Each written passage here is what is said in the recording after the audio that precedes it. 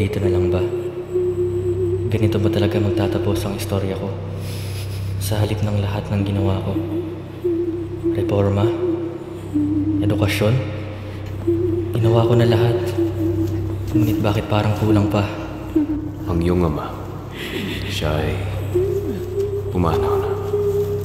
Idinideklara kong si Crisostomo Ibarra ay itinitiwalag! Ibarra, pakiusap. Pakiusap, kinig ka lang sa akin. Ginoo, magpakabuhay kayo para sa kagagaling ng inang bayan. Anak, hanggang dito na lang ba? Pag-usapan naman ng nagawa. Por favor, Padre. Hindi lahat ng kasalanan ay napapatawad ka. Parehas kayo ng iyong ama. Kasi tumpas kayo ng isang salbahe. Salbahe! Himig ka! Totoo ka, frakasado! Iniuutos ni Pari Damaso na sirain ang mga salitaan.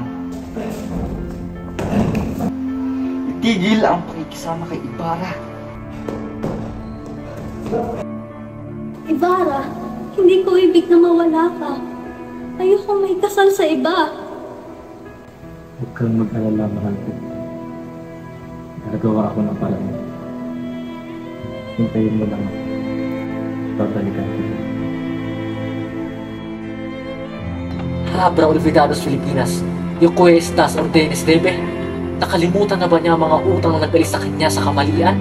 At nagturo sa kanya ng tunay na pananampalataya? At nagprotekta sa kanya sa kapangyarihang sibil?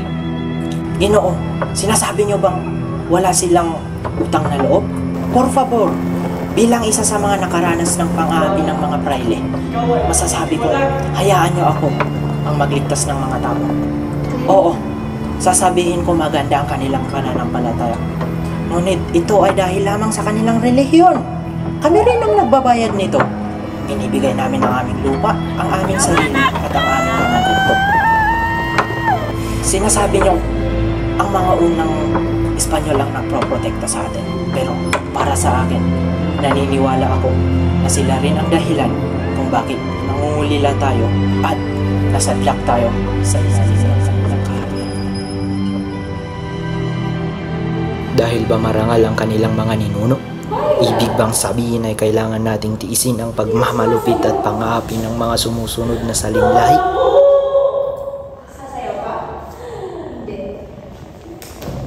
Sasayaw ka? Clayhan? Ano yun? Ano ang iyong pangalan, Ginoo? Basilio po, ma. Isinilang ang isang nobelang tumatagos mula sa sugat ng inang bayan. Paano nga ba gigisingin ng katotohanan ang damdaming matagal ng tulog sa ilalim ng pang-api?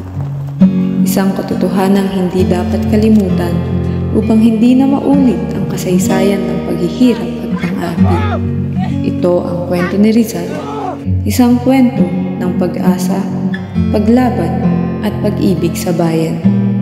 Basilio, no olvides a aquellos que han caído durante la noche.